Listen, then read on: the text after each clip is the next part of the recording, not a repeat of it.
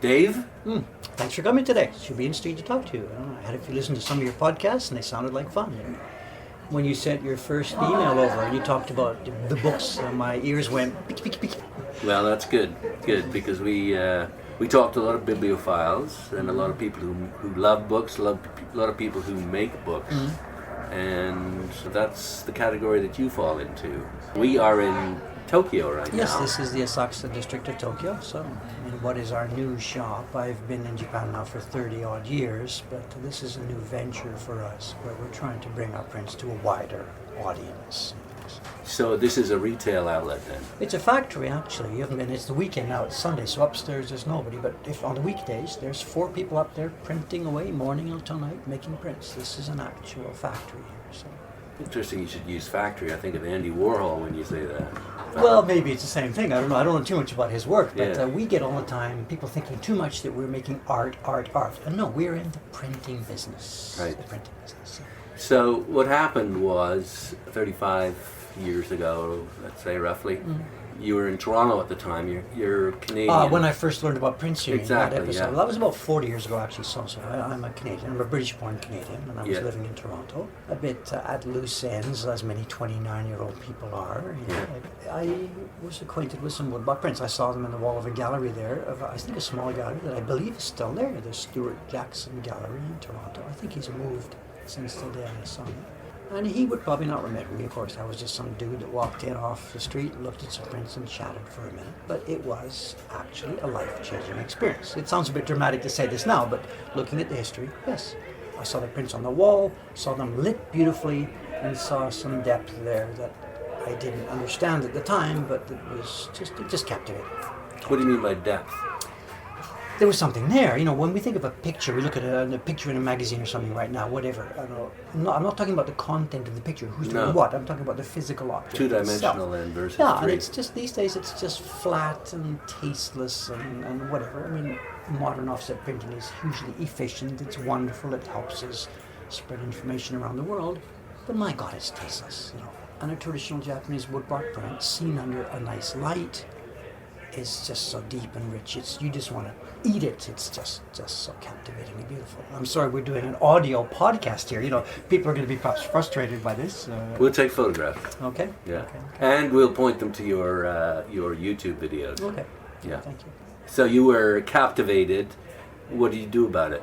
Well, on that day, nothing. But the seed was planted that, you know, I'd maybe like to try making something like this. And you know, as opposed to a young Japanese person who, if they see something they want to try, their first job is, I got to go and find a sensei. In Canadian society, it's a bit different. You know, you see something, I think I can figure that out. And you know, it's more of a DIY culture. So, whatever. Woodblock print, how difficult could it be? You know? Got an X-Acto knife in the drawer, is a piece of wood somewhere. Hacked up a piece of wood, got some pigment of some kind, slapped it on, and I didn't have the proper tools, but made a print. Took it off the block, and I see there actually is something there, and you know, that I couldn't catch. Of course, obviously, my print was just a piece of garbage. It was nothing. Right. But it made me realize. That there was something there that this was worth investigating, and let's see if we can figure this out a bit more carefully. Something there because when you were doing it, it made you feel something. Is that it? I'm not sure what to say. I don't want to sound too pretentious about this. It goes back to what we said before, that the visual appearance of these things, there's something a bit captivating and deep there. You know, I keep Landscapes and... No, I'm not talking about the content of the imagery at all. That's of just, no interest okay. to me whatsoever. I'm talking about the physical object, you know. Yeah. And that's one key that was all the way through my life with these things. I don't really much care about the pictures, you know. I've had various exhibitions and done things, and people come to me, my God, the wonderful art you've made. And I say thank you, but that's, from my point of view, that's not it. Maybe in your world about the books, the content of the story, the content of the book that's on the page, and then the physical book, the letterpress, the paper, right? You know what I'm talking about, right? Yeah. And I'm the guy that does the paper and the press and the ink and stuff. The particular content of what's on that page, well, other people, I guess, have an interest in this. Well, it's funny. That's how a collector sees things. You know, I love the say, a dust jacket or typeface or something. You know, books that I'm not going to read, but I love having them. because of the physical. Okay, but somebody could come back to make the argument that there's no point, that without a real content on a story, that what's a book without, I mean, Yeah. I'm not going to argue that point, but it could be. Yes, made, no, it too. has been made, yeah. But luckily for us, you see, in the Japanese way, it was different people. The people who did the pictures were artists. Yeah. Then the design went to a factory for production, and I'm the factory guy. So it's Okay. perfectly okay to be a specialist in just this side of it. The printers didn't do design by themselves anyway. So I Right. take either traditional designs or I take designs from a friend of mine, whatever in America, Jed Henry, or other contemporary people, Yeah. and I do the manufacture. The joke around here is that it's kind of like Apple and Foxconn. Apple designs computers and the companies over in China do the actual manufacturers. Sort Right, of like right. this. We're Foxconn without the suicide nets. Mhm. So far. Okay, so you were captivated by the physical essence of these prints, and that took you to Japan. Well, it's a You're- roundabout, yes. Yeah. I started making them as a hobby just for fun, and this is pre-internet. There's no English language books about this, so it's really self-struggle at the moment. Yeah. And a number of things came together. I had met a young Japanese woman over there. We'd had a couple of kids, still living in Canada. And then it turned out that her parents got old, so we had to think about taking care of her parents. We wanted our kids to learn a bit of Japanese. I was curious about Japan. Then there was a thing about maybe I can learn a bit more about printmaking. So a bunch of things together. Mhm. So we cut loose and came over here. And that's now 1986. So it would be 32 years ago. Which takes a lot of balls to do that. Well, people keep telling me this, all over they tell me this again and again. We're just having fun, I mean, what do? You chase your nose, you follow your nose. Well, no, some people don't. Some people go play it safe. And maybe that's for them, that's the best course. It's okay. You can't tell everybody that they should not be a salary man and go and follow your dreams and the world will follow, because I think for many people that might not be true, Yeah. Whatever, for me, it worked out. We worked very, very hard for a number of years, doing lots of different things. And part of it was luck, that thing that I had become interested in, this woodblock print, did have enough depth, to be able to sustain a long-term interest in making it and producing it. So you're telling me then that there wasn't any particular content like the ukiyo prints that are so famous and so connected to Well, no, maybe the actually, Japanese the way to culture. tell the story might be this. Yeah. When we came to Japan, I really didn't know much whether there was going to be other apprenticeships waiting, other teachers, other people. Is there somewhere I'm going to be able to fit in and learn this and stuff? Right. I knew nothing about it. And there was nothing. The war destroyed all the last workshops and master-apprentice relationships. And really, over the course of the 20th century as a whole, woodblock printmaking here, traditional woodblock printmaking, had just pretty much died and faded away. It meant things back in the old days when they were making pop culture imagery, kabuki or whatever, but through the 20th century, nobody made interesting creative prints. It was just reproductions for the tourists again and again and again. Reproductions So of the famous Great Wave or whatever it was, Yeah. and again and again. So the And guts had disappeared, and there was nothing left. But Okay. one thing I got really, really lucky on, and this is something that might be of interest to you or your viewers, in the way that Japanese look on things like ukiyo-e and woodblock printmaking. And we were chatting about this just this morning with a lady in the shop here. Imagine an elegant Japanese lady. She's been to a good college. She's wearing a kimono. She's coming down the street. She's perhaps coming back from her ikebana lesson. Let's interview her for a second and ask her, please, Mrs. Suzuki, please list up for me the Japanese arts, the things that you feel are important to Japanese culture. And her eyes will light up because we're interested, and she'll say, ikebana. For her, it's number one. She's just come back from her ikebana class. And then we'll poke her some more, and she'll say, okay, it's calligraphy, maybe come in. And then she has a buyo, Japanese dance, maybe she practices. Yeah. And then tying obi or oko, incense, or bunraku, the doll theater. The list will go on and on and on and on. We're waiting for her. I'm a printmaker, and I'm waiting for her to get to a certain thing on the list, and she sort of hasn't got there yet. So I'm poking her, list some more. And this can go on for 10 minutes, 20 minutes, a half an hour. And the point I'm going to make to you is that she will never, ever, ever say ukiyo-e or Japanese printmaking.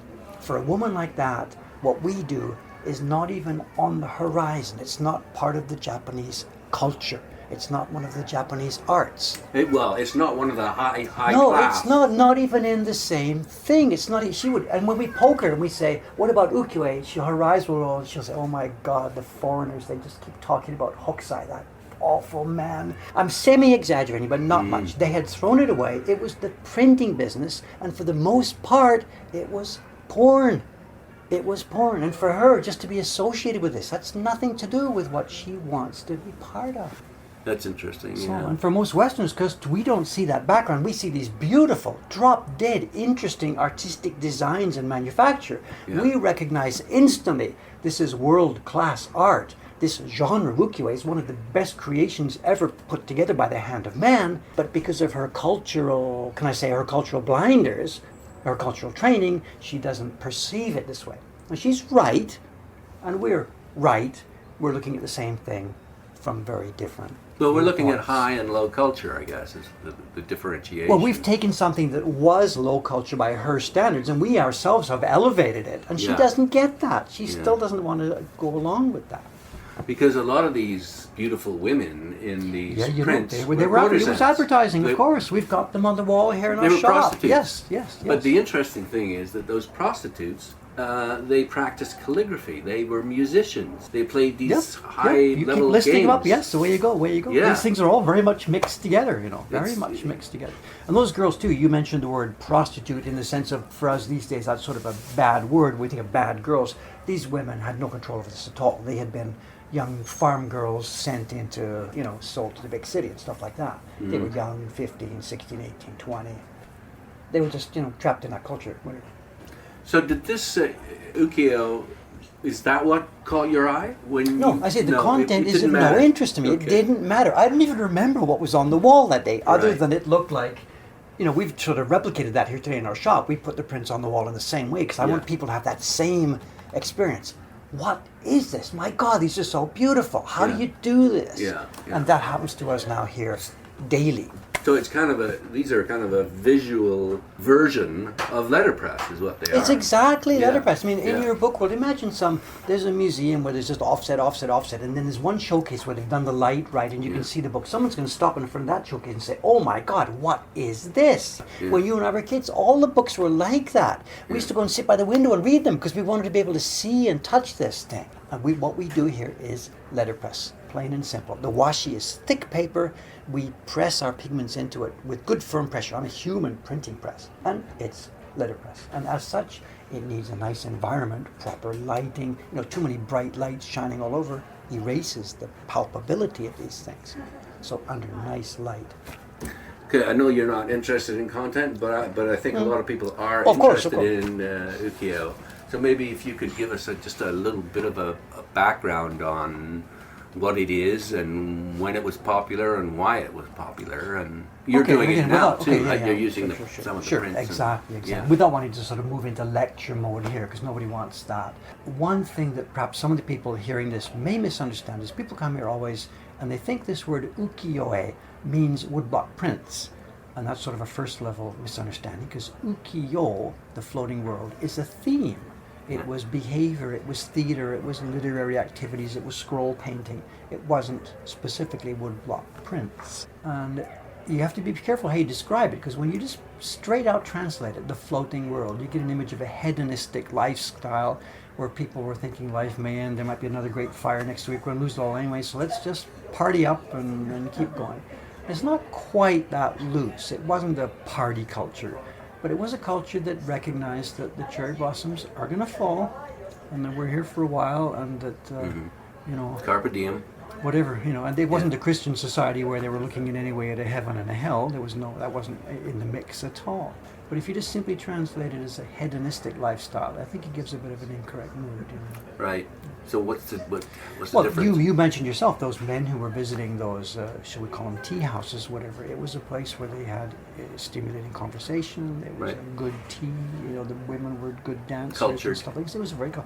The nearest approach would be, I think, if you go back to in the 1800s in Paris, the salon culture that we read about or hear about in this, maybe earlier 1700s or 1800s. in France. Yeah. Some of the women there were offering other activities as well, but the men who went to those salons were interested in very cultured activities. Yeah. It was, And so the subject matter was, as we were discussing, it's often courtesans, landscapes, theater. There were 3 or 4 major characteristics, Yeah. yes. So beautiful women, courtesans, travel was one of it, kabuki theater. They were maybe the main 3, bang, bang, bang. And simply put, we can use the word pop culture. I mean, nobody used that term that day, but it was the culture of the people of the day. There were other people over in the Imperial Palace doing carefully thought out poetry and stuff, but this was what the people of the town were looking at and talking about and doing. Mm-hmm.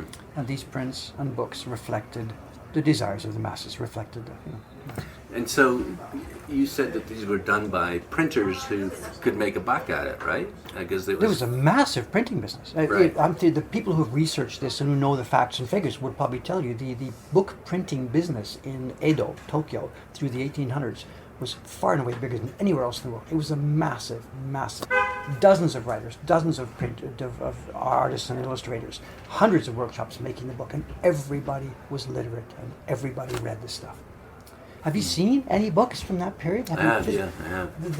I brought some here to show you. Again, on the podcast, I'm not sure what to say. I'll photograph them. So Yeah. they are an astonishing treat. And there's so many things that Westerners are surprised when they see these. We know about the history of somebody like Charles Dickens, who put out his books and stories in serial form. Yeah, I'm not sure if he pamphlets. was a pioneer of this or whatever. Right. He'd put out a story, part 1, and at the end of it you would get to a cliffhanger. These were exactly the same. They came like this in 2 parts, and this is volume 6 of what would have been a 50 or 60 or 70 part series. They kept going as long as people kept buying them. Mm-hmm. And every one of them, absolutely, you get to the last page, I can't read this specialized calligraphy, you Yeah. get to the last page and they're all exactly the same.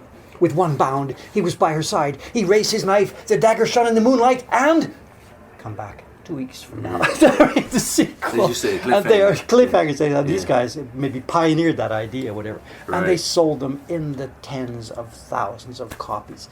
People bought them in the bookshops, put them into a little bookshelf on their back, went round town renting them out. And every Thursday at 10 o'clock, the guy would come down this street, ring his little bell, and people would know here he is. And they could borrow it and put back the next one and pay him his fee. And they knew they had to finish it by next Tuesday at 10 o'clock when he came round again with the next part. And in the meantime, the guys are carving it and printing it. That sounds a lot like people in America waiting, in Boston at the docks for the next installation of Dickens. Oh, from England, you mean? From Yeah. England. Yeah, I get. These look a little bit like the penguin, say the skinny little penguin. Yeah, books I get that, you. But they're They were charming. hugely consumable. They're wonderfully charming. Yeah. And again, the stuff that makes no sense for me to talk about on a podcast. But can I tell you this one little story? You can Sure. take pictures and show people. Yeah. Let's find an example here. I'm going to have my glasses on. You know, Japanese reads top to bottom Yeah. and right to left. Now what they've done with a book like this is they've mixed illustration and text. So sometimes when you look at it, it's a bit difficult. It's not a block page of text. Yeah. Now can we see this here? Given that we're starting at the top and writing down, you'd see the person would read this section here. You would Yeah. keep reading across. Now where do you go next? Because there's all kinds of scrambled bits of text mixed in with the pictures. See the little symbol there? Okay. Do you look somewhere else on the page and see the Oh, symbol isn't here? that great? Okay, you can follow this now without Yeah. me telling you where to go. You go down here. You There's know a- what we're going to do now. Yeah. Where is that little triangle to see where the text? Oh, there it is. Continues underneath the. And The then guy's you're gonna kimono. Go through to the next, and that's the way you go around the page. Isn't that They're cool? so much fun. So Yeah. much fun. Normal Japanese people now can't read this. The language has changed enough over the past couple hundred years. It's changed quite a lot. If somebody heard this, read to them, they would be able to understand the story, but the lettering that's used is different from what was common in those days. And where did you get these from? Did you? We sell them. It's our shop. No, I know, but where did you find them? They're not rare. They're all over the place. They were made in such huge quantities. We go to the dealer auctions and buy these things. Okay. So, if a book lover is coming to Japan, this might be a cool little thing for them to try and search out. We're not here to sell my stuff. I'm sorry, but yeah. No, these no, are but available. I'm saying we could the, do the it. shop you went to today, Harashobo. They've got Yeah. these things. They're all places. Just Right. ask him and he'll bring So them up. you could go to secondhand bookstores and find Yep. them. There's 3 or 4 places: Yamada Shoten, Harashobo, Toshusai. We've got a few. Yep. What about are there open air book markets and places like that you could get them for a really good deal? I don't know. I don't do like flea market and stuff. No. Anyway, they're charming. And so what year would this be? This would be about 1860 to 1880, 1890, somewhere around there. Okay. Sorry, I'm not a researcher. I don't know the history of that particular novel. Sure. Some of the bigger names, it's Hokusai illustrated. He's earlier than this particular one you're looking at now. But yes, that was one of his main jobs, doing illustrations Hokusai for paperback books. Yeah. He did probably the most famous image connected with Japan, and that's the Great Wave. Yes, it's called a variety of different things. He cut his teeth on this stuff in his younger days. Is there a name for these? There's different styles of them. Just ehon, picture books. Ehon is the generic term that would cover the whole thing. Right. Okay. And I understand that Hokusai. Now, this is interesting. Although he didn't originate these little booklets, he was the first person apparently that had a title called manga. That's what I there understand. is. Yes, his name is associated with that. At some point back there in the early 1800s, a publisher had the idea to put together a book of little sketches. The one you're looking at here today, these are actually stories. The main idea is the story, and the artist came along to do an illustration. But there's illustrations on every single page, right? Yes, it's a well-illustrated book. But the thing you're talking about is the manga. We don't really know who is the first guy. All we know is that publisher somehow approached Hokusai and or his students, gathered together a collection of the individual little sketches these people had been making, and put them into a book that had no text and no accompanying story. It was just literally a picture book. And the word they used on the title of this was the Hokusai manga. And it was a word that really was just coming into use at that time. We now know it as comic books, and there's obviously some kind of thread from that to this, but it's not a direct thread where Hokusai invented the comic book. It's the thing morphed over the years, and different examples and different styles of it were done. And it exploded. It became hugely popular. It ended up coming out in 15 volumes, some published long after he was dead. Right. Some pirated, some put together with scraps that they'd found here and there. Right. But obviously it caught a chord. And there's something very interesting that I can sort of try and describe, but that I don't understand myself.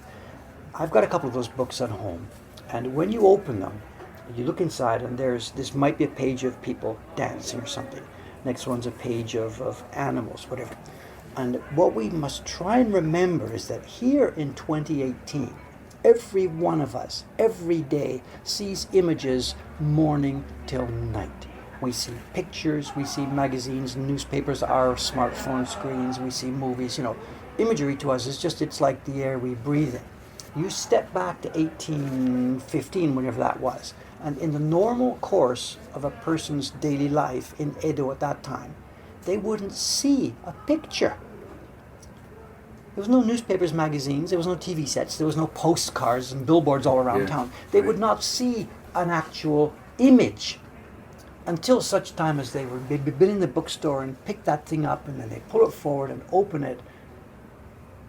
And we can't understand what their brain was seeing, because they must have opened that and there's a mountain and an animal. That's in black and white though, right? It doesn't matter, it's a thing. Human beings take these shapes and form them into real objects. Our brains handle that. But there's no imagery in this person's life. He may have gone days, weeks, months, years without ever seeing a picture. Then all of a sudden you open this, and my God, he must have gone right into that thing, and it lived for him in a way that you and I cannot possibly comprehend. Cannot comprehend. Imagine for a moment that we were deaf. 1 year, 2 years, we communicate by drawing and stuff, whatever. And all of a sudden you're in a room and this tap turns on and an orchestra is there and you hear this.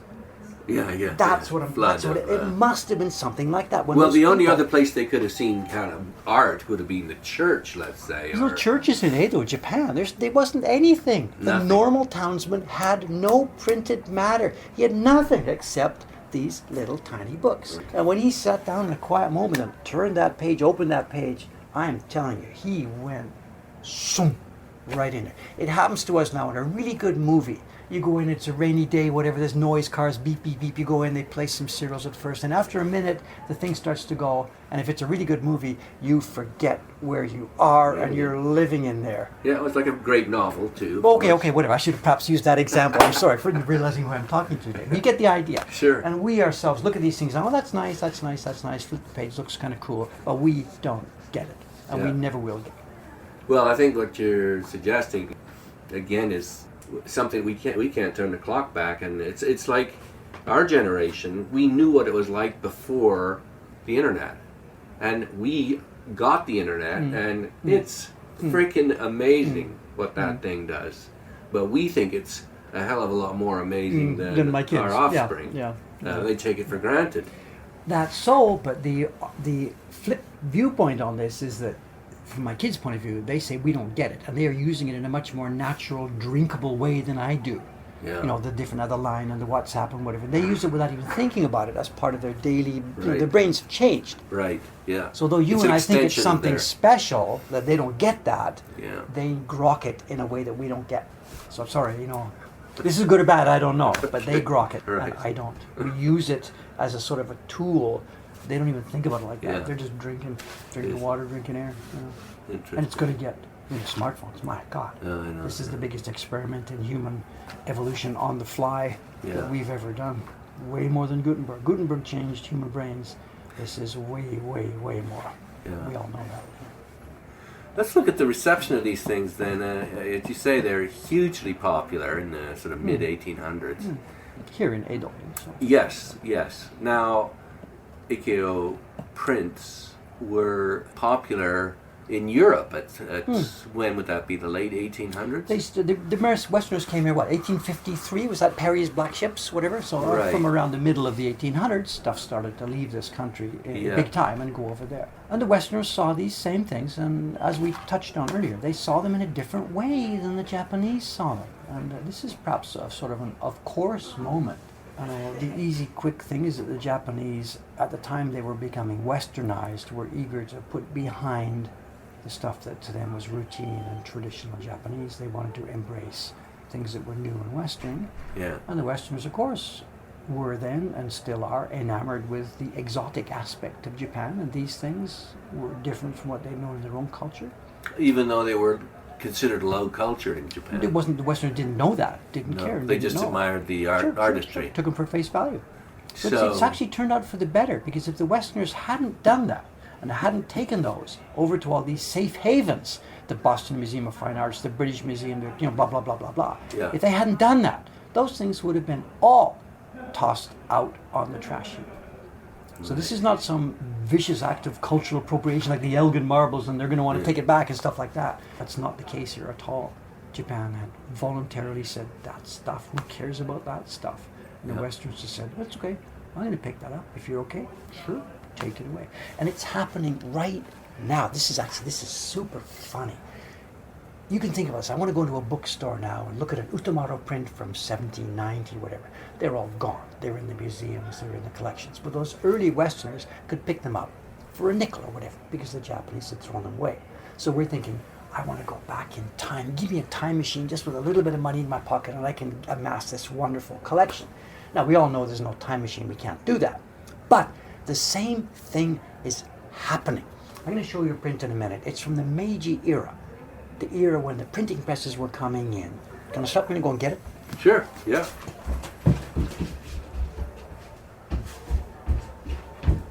So, I'll restart so I can get we're good. Here. The same thing is still happening right now all over again. There's a genre of prints called the ukiyo-e, mouth picture. Now what that means is, we have the English word frontispiece. A book or a magazine might have a color picture on the front of it. They did this to try and make it more attractive and sell them, whatever. Mm-hmm. Now this is in Japan in the 1890s or so. Printing presses have arrived. Magazines are being printed by printing presses. Bang, bang, bang, bang, bang, bang, bang. But there are still a bunch of craftsmen still left alive. And one of the publishers has the idea, I know what I can do. I'll hire some of these craftsmen to make a beautiful woodblock print. We'll stick it in the front of the magazine and people will buy our magazines more. And for a period of about 5 or 10 or 15 years, it was a real big boom. You can see the way I'm holding this print right now. I'm folding it up That's the way it was originally folded and put in a magazine. The magazine was Like a a Reader's Digest B5. size. Yes, exactly. Yeah. And people look in the bookstore, well, that's cool, and it would just help a little bit people buy. Now, most of those magazines were then read and tossed. Some few people pulled the little print out and put it in the drawer before tossing the magazines. So now in the bookstores, the one you went to this morning, he has folders full of these prints. The Japanese don't like them. They're not interested in them. They couldn't care less about this. People like me, I'll die for this. So here I am. I'm in the bookshop. I look at this. It's priced 3,000 yen. I walk to the counter. I take those little blue pieces of paper. You've already seen them, 1,000 yen notes. I put 3,000 yen on the counter. Take this home, and I go out. I get out the door. 3,000 yen is $30. Yeah, American. $30. Now, I get out the door of that shop, and two people start laughing outrageously. The guy in the shop's laughing. Shit, he gave me $30 for that thing. Look at this weekend party. I get outside. For just $30, look what I got. A world treasure. We are both happy. I've gone back in my time machine, and I can now get these prints. But I'll tell you, those two people who are laughing, who will still be laughing 50 years from now? It's me and the people who have got these prints. Wow, that's a great tip. That's whatever, and they're in the bookstores right now. They're not all $30. Some are 30, 40, 50, whatever. And there's good ones and there's junk. There's junk and treasures. If you got a good eye, you'll go through and you'll find some really, really classy stuff. There's some junk. Some of them were poorly printed, but they're out there. And the Japanese, one, don't even know about them, and two, if you do tell them about them, they'll say, "Yeah." And your point was. So how can you tell it's a good one? Well, again, go back to what I said when you first came in here 1 minute ago. I don't care about the story. I care about the technical. I'm looking at the technical aspects of this. How beautifully it's carved, how beautifully it's printed, things like this. How do I tell it's been beautifully carved and printed? Well, I'm not sure what to say here. I mean, I'm looking at it with 40 years of experience. Exactly, We're talking about beautiful lines, not, you could imagine misregistration here with the colors not fitting within the lines and stuff like that. I don't have a bad example to show you. I'm sorry. I just have nice ones. But if you don't care, if you can't tell, then it doesn't matter to you, does it? If you love it, and it's your eye basically. It's kind of straight, smooth. Well, what is this anyway? Is this offset printing or what is it? No, this is a woodblock print. It is a woodblock print. What heresy are you talking here, sir? Look. Here's the block. Because that's a print from the Meiji time. It dates from about 1895. Right. I have made my own reproduction of it. You can tell the difference. It's on brand new, fresh, clean paper. And here's the woodblock. You can shoot pictures of these later. You can see the way it works. A piece of wood has the pattern placed on it. You carve away. It's the old Michelangelo story. People said, how do you make that beautiful statue? He says, carve away everything that doesn't look like a horse or whatever. We carve away everything that is not those lines, leaving the lines. And you can see how this works. Pigment on there, press it on, and bang, off it comes. It's really printing. is. You know how Beautiful. printing works. And just the lovely expression on her face too. Well, content. Tell him about content. Well, that's important to some extent. Pulling the leg. I know. No, that's a great tip. And I like to find things like this, is for if you're traveling somewhere and you're a book collector and you obviously you don't read Japanese, but this is something that you could go into these bookstores for and find. Of course. Make a note. Kuchi-e. E is picture. Right? We had ukiyo-e, ukiyo pictures. This is kuchi-e, mouth picture. Mouth being the front of the magazine. Kuchi-e. Kuchi-e. You could ask for this. You go back to that place you were there this morning, go and ask. He'll bring you a folder from the back, open it up, and wait. And you're saying these babies will wait, be a I'm good not investment. Oh, no, wait. The last thing you want to do is come to a woodblock printmaker for investment advice. So I'm not going that way. We don't care about that stuff at all here. So I'm not promising you it's going to be worth anything. My point was that beautiful prints are still available for a song because the Japanese don't care about it. Exactly. Okay, great. This is not investment advice, I'm sorry. Right, okay. Talk to your broker. No, I don't want to talk to him. Okay, so that takes us then to the 1890s. Yeah, and this is the next part of the story because, as I said already at that time, the printing presses were here. I mentioned the books. These are history. This is gone, those little books we looked at a few minutes ago. Right. The books are now printed by metal type on printing presses. They're not rotary presses. They're, early days. So the last hangover of the woodblock prints was as the frontispiece And then bang, that's even gone too. It's just Okay. printing presses all the way down, and there's nothing left for woodblock prints but the souvenir business. Yeah. And in retrospect, the publishers all through the 20th century made a huge mistake. It's easy for me to criticize them because I'm sitting, it's hindsight. They lost touch of their roots, the point that they should be making things that people, popular culture, that everybody was interested in. They lost that, and they lost their business. And I don't know the actual numbers. From 500 workshops that were left in 1890, it went to whatever. There's 3 or 4 workshops left now. I don't know the actual These numbers. were woodcut workshops? It was the printing business. All the printing business in this vast metropolis printing all those books were made on woodblocks. There was rows and rows and rows of guys carving, printing. Right. The printing press came in and kaboom, it was game over. Game over. Because the things we look at as being the thing that we now love and treasure, it was of no interest. They were talking about efficiency at putting information on the printed page. Yeah, mechanized and... So that's why offset printing took over in the West, of course. Okay. It's not bad, it's just that's the way things go. So it sat that way for a good part of the 20th century, you're saying? Well, the number of workshops gradually decreased because there was nobody making original, interesting work. It was just simply tourist business. And the war took care of a whole bunch of that for almost a whole generation. So a bunch of the workshops, that was it. Yeah. The workers had been conscripted, and even when they were still here, there was nobody was buying tourist woodblock prints in 1941, of course. Obviously. Okay. After the war, there was a bit of a bump in it when the Olympics came and the GI tourists were here through the occupation. There was a bit of a bump in making reproductions, tourist reproductions. Of the... ukiyo-e. But it's a dribble. There's a craftsmen's association here in Tokyo. I'm a member of it. They have a members list. And they print it again every year, culling out the guys who have died. And I think there's about 26 names left in it. I don't know.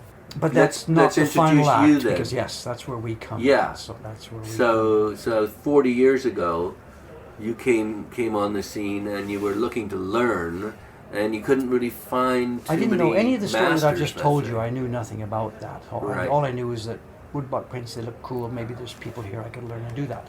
And then I think I probably got a bit scrambled when I told you the story earlier, the fact that I was very lucky, and then I got diverted and told you about the fact that it's not high-class art here. Right. And the reason I say that I got lucky is because of that. If you want to say learn ikebana here, what do? You choose your sensei. You go to the school, the group, the iemoto. If you want to do calligraphy, you do the same thing. If you want to do this or that, all the things I mentioned on that list. Yeah. But because woodblock printmaking and ukiyo-e is not part of that, there are no iemoto structure. There's no schools. There's no classical ways to do it. There's no teaching. You are totally free to do what you want. Japan knows I'm here doing this. They could care less. There are no barriers. There are no formal ways. There is no ladder. You have to step up 1 by 2. I get a friend of mine. He works for the Japan Times newspaper. He's here studying biwa, classical biwa. I haven't seen him in a couple of years, so I don't know the update. But last time I spoke to him, he'd been at this now. It would have been 7 years or so. He has yet to be allowed on the stage. The sensei doesn't think he's quite ready for it yet. Now, if I'd been in a situation like that, I tell you, I would have been out of there in 2 weeks. Plus, also you're paying. Now, is that because it's because it's a traditional classical art. Yes. And the same thing. And it's got all sorts of structure. It's got structure and schools and classifications and guidebooks and texts and the way we do this and tradition. And this doesn't have any of that because I got to say the same again. It was just the printing business and nobody cared. Yeah. Okay. So you gradually learned the craft, I mucked around looking at getting a chance to visit a couple of the guys who were doing it, learning a little bit from them, a little bit not from them. And one thing again I lucked into, which again I didn't understand at the beginning, is how degraded the woodblock printmaking technology had become through the 20th century. These guys who are still here now, they learned from their not master, but they learned from the guy before them, the guy before them, the guy before them. So they feel like they're the inheritors of the tradition. But because they're not outside it, because they're inside it, they don't really see what they're going. They're not interested in prints, they don't study the old stuff. They think they're the inheritors of the tradition, and they don't realize that they're just a degraded tatters of it. But me, coming in... What does that mean? They're no good. The technology is awful. The prints they make are no good. They don't understand how beautiful they used to be because they're in this bubble that has come to there, and they don't look outside it, and they don't know. But what does that mean? They produce lousy prints because... Let me give you an example. This is easily the best way to try to explain what's going on. Sure. Here's two examples. These are reproductions, color reproductions I don't have. This is from the Metropolitan Museum of Art. It's a printout of their copy, or one of their copies of The Great Wave. Yeah. It'll serve for the moment just to show the way they were made in the old days. This other print I have with me here, this is something sold by another shop down the street here. Okay. It's the same Great Wave. See from a distance, whatever, here we are. Yeah. Now the Met copy, when we look at it, we can see that all the lines in it are actually, it looks like calligraphy. Someone who knows calligraphy could recognize this is all done by a brush. It's not a pen, and everything has strokes. It's not readable lettering, a-e-u-a-o, it's waves, but it was done by a brush. And the carver of the day took that brush stroked work from the famous Hokusai, and he carved as best he could brush strokes with taste and energy and vividness. His job was to reproduce those brush strokes in multiple copies. That was his job. With the same attention that one might give to calligraphy. That was his job, to make it look like a real calligraphy, even though he was using a steel brush, the iron brush, whatever. And they were so good at it, people think, oh my God, this is drawn, right? No, it's a woodblock print, but that was how good they were. Yeah. The carvers. Now the printers, because this was just being slammed off, and tossed out into the streets, the printers were careless. Look at the brush strokes. Brush, rush, rush, pick another one. Brush, rush, rush, quick, another one. Brush, brush, rush, pick another one. Speed was their forte, because this wasn't art. Okay, there's example one, the old one. Beautifully carved, quite carelessly printed.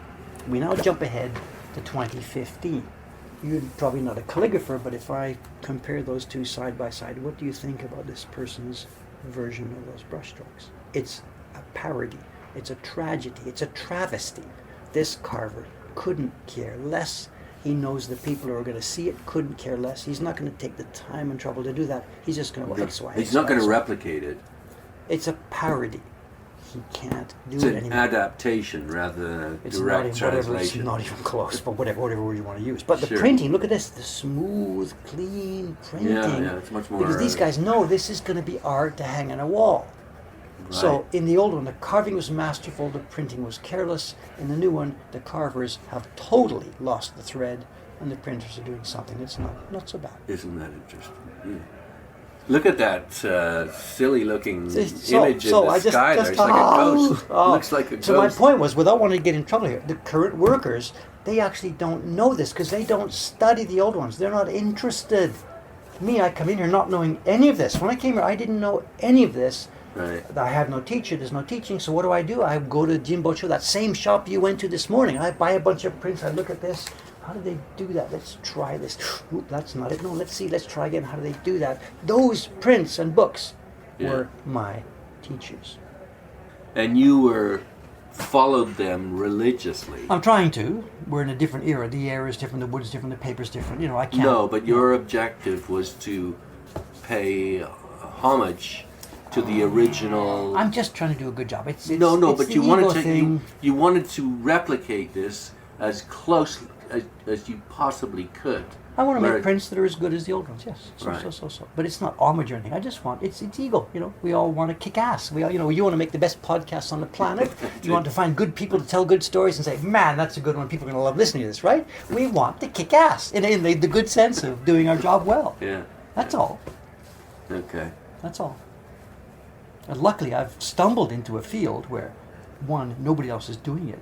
Two, nobody else even knows what, because I've been in here 30, 35, 40 years. I now grok this to a way that very few other people actually do, just by virtue of having done this for such a long time.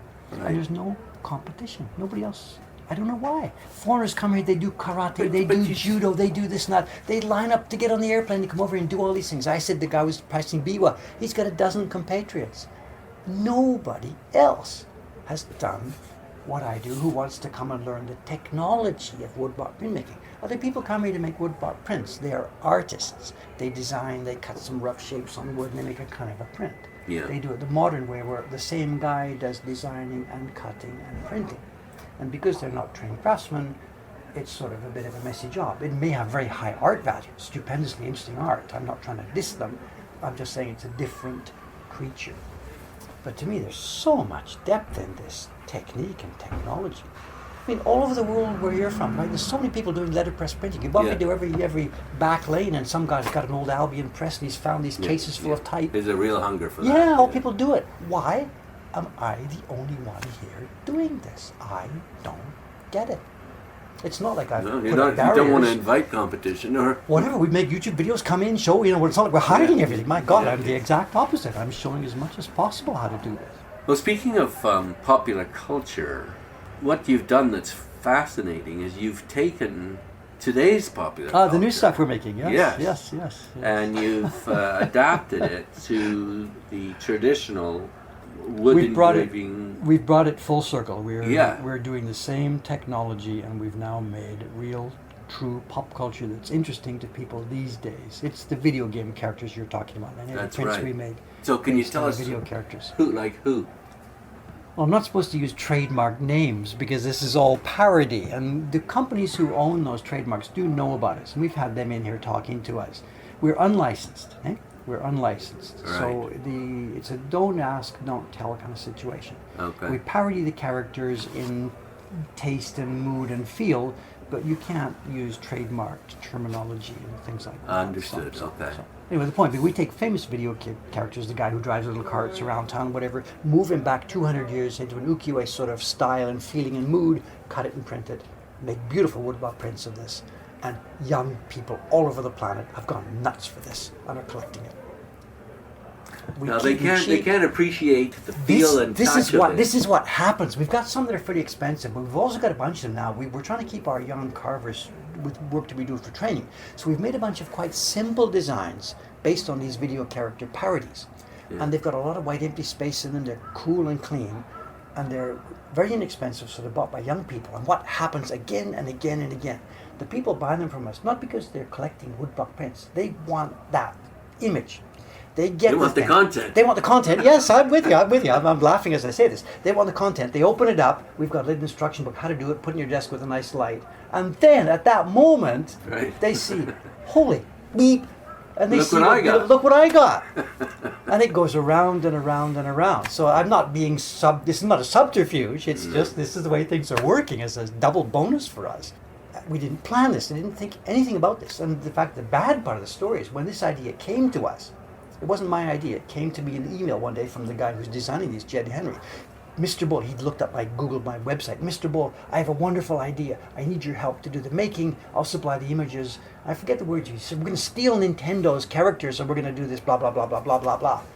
And I turned him down. Turned him down flat. I do not want legal trouble. I got no money to do this, blah, blah, blah. And he pushed back and I said no. And he pushed back and I said no. And long story short, he convinced me to do it. I couldn't afford to make the first ones. It's quite expensive to make the first ones we were doing. So I said, have you got the money to sponsor this? He said, no, I don't need money. Yeah. So I'm like, we've come this far. What are you doing? I have no money. You have no money. What are you going to do? He says, we'll just go to Kickstarter. And this is like 7 years ago. I didn't know. I was like, kick what? Kick what? And he says, oh my God, you don't get it, do you? He explains Kickstarter. And anyway, long story short, we do a Kickstarter campaign in 2012. And it blows the roof off. It's the biggest campaign that's ever been on Kickstarter at that time, other than the top movie projects, the multi-million movie projects. Wow. And that was we were truly kick-started. And now what you see here, this 3-story building we're occupying, the people streaming in here all day long. We've now got, I think it's 20, maybe 19 or 20 people working for us. Oh, we're exhausted, we're exploding, and our woodblock prints are going to every corner and cranny of this planet. We've got a collector in Kazakhstan looking at these prints. They're just everywhere. Does that make you happy? Does it make you tired? I'm exhausted, but it doesn't get any better than this. Okay. I'm 66 now. You're supposed to be like sort of thinking about maybe it's time to hit the golf course or whatever. Right. Unfortunately, success has come to me, or whatever. We built this success at this age, so. But you're still healthy for sure, just go for it. Enthusiastic about it. That's for sure. No, go for it. I'm happy. Just before we close, you showed me a book that you'd produced, beautiful boxed prints that took you 10 years to produce. Can you talk a bit about that? Okay, I didn't make a book. I made a set of 100 single prints. The original that I had started with was a book. We have it here. This book. Okay, right. The original was a 100-page book. I made a set of 100 single prints. Because there was no way that packaged them in a box. Yes, it's available. I think, Yeah, yes. yeah. We couldn't make a book because it was taking 10 years. You can't send a person one page a month for 10 years or whatever. And this is a great pleasure for me to hold this. You know, you're a book fan, so you can No, get I this love too. that, The yeah. book we're holding right now, if we look at the back page of it, the colophon, it says it was published in Anye 4, which is 1775. Now, to our American friends, that's an easily understandable date because 1775 is very close to Yeah. another date close to their hearts. And this physical thing that I'm holding right now was actually pressed onto paper in 1775.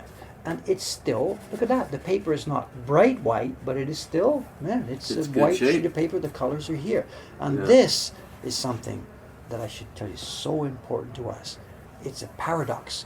We've talked earlier about how the Japanese prints in the old days were disposable. They were pop culture, but they were just thrown away. They didn't last a long time. Mm-hmm. But it turns out that the material they were made of, the Japanese washi, has no pulp, none of the things that degrade and oxidize quickly. It's just raw mulberry fibers.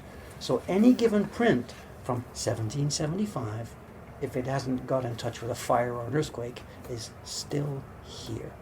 And the prints we're making this afternoon in this shop are made on the same paper. And every little print today, the cheapest $30 print in this shop, will still be hanging around 200 years from now. Think about That's it. a big part of the appeal, My God, you is it know, big. of what you're doing and what letterpress printers are doing, and is the fact that this is not a throwaway product. It's something that's made to last. But you replicated 100 images with 100 poems. Am I mistaken in thinking that you wanted to illustrate different types of printing with each one of them, or there was No. You're what mixing a was couple that? of things. Was No, that something else? That was just simply, it was a project to reproduce that 100 images. The images are already there. They're Yeah. the pictures of poets, imaginary. There's no cameras back then.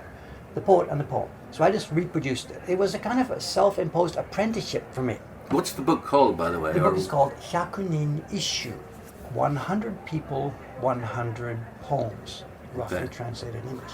And do you have what you've done for sale? Is it sold they're out? in the shops, yeah. You've still got We've some? still got some, yeah. Yeah, okay. It's not a big deal for us anymore. Yeah. We've gone on to much other things. But this thing, I could mention too, this is a very important part of Japanese literary culture. You know, we haven't talked about the content here so much, but actually, I hadn't realized when I started this. I'm scared to talk about content, Content, now. it's okay.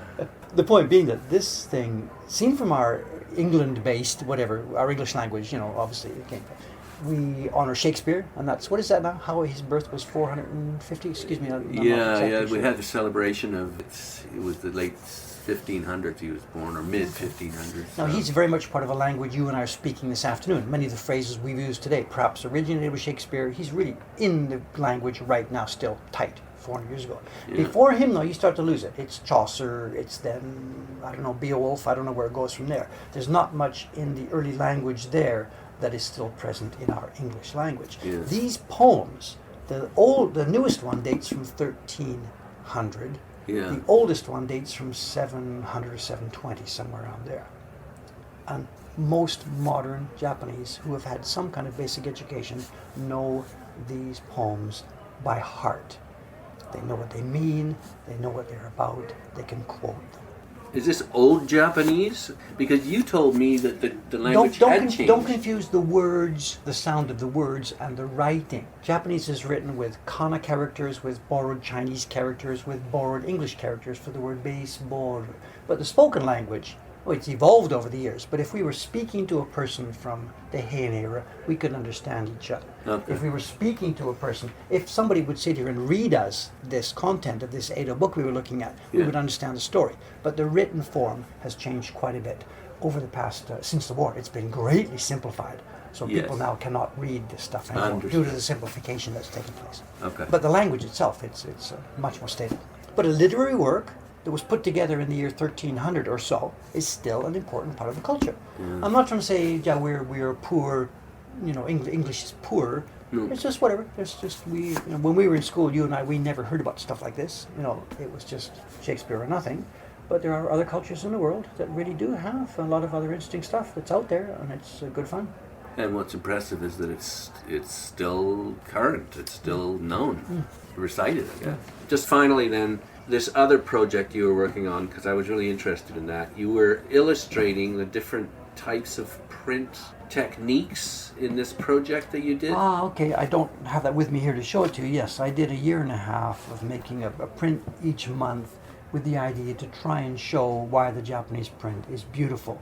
I think we called it the beauty of the Japanese print. Oh no, the mystique of the Japanese print. Yeah. So it's fading into the past now, whatever. Have you got any of those for sale anymore? No, we don't. I Sold saw out. what I got. And the problem now is that the printers we're training here in my workshop here are not yet good enough to print all the blocks that I myself have created over the years. Okay. So you're here a bit too early. Come back in a few more years and we'll probably have some of those in here Okay. if our young printers have climbed up high enough to reach that level. So is there anything left to achieve for you? Yes, it's a very important point. I know we touched on this a little bit earlier in our conversation where we talked about those ukiyo-e prints. The printing presses had arrived in Japan, taken away most of the easy work. And what had happened was a typical workshop back in the Edo or Meiji time. The kid comes in for the first day. He doesn't have any training. What does he do? He prints food wrappers, a little one-color food wrapper for the onigiri shop down the street. Then after he's been doing it a little while, he gets a little better. They're going to crank him up a little bit. He can do two-color wrappers for the books that were going to be sold, whatever. There was a ladder of different kinds of work.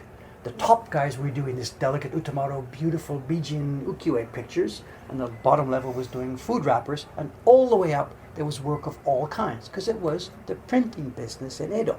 Now, in the late 1800s, early 1900s, in come the printing presses, and they destroy all the bottom level work, because nobody's going to pay for hand printing for food wrappers anymore.